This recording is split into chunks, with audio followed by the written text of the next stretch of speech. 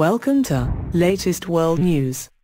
Pope Francis has called for further action on climate change, saying that it was a critical moment of history, on the first day of his visit to the U.S.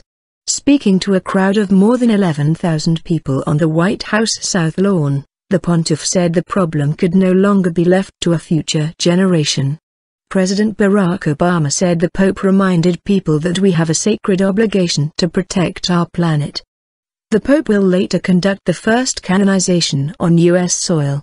Speaking in English, one of the few times the Argentine pontiff is expected to do so during the week's many events, Pope Francis praised President Obama for recent proposals aimed at tackling air pollution.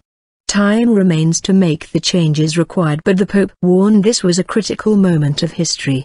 The morning began with the pontiff emerging from the Apostolic Nunciature, the Holy See's equivalent of an embassy, around 0900 local time, 1400 BST.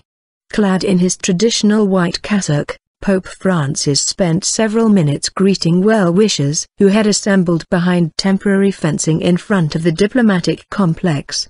After shaking hands and giving hugs and kisses to the largely young crowd, the Pope boarded a modest hatchback trailed by a convoy of large security vehicles and made the 15-minute drive through Washington on streets that had been cleared of traffic for the occasion. At the White House, large crowds gathered on the South Lawn to greet the pontiff. Officials said over 11,000 tickets had been issued, but noted that the crowd was even larger.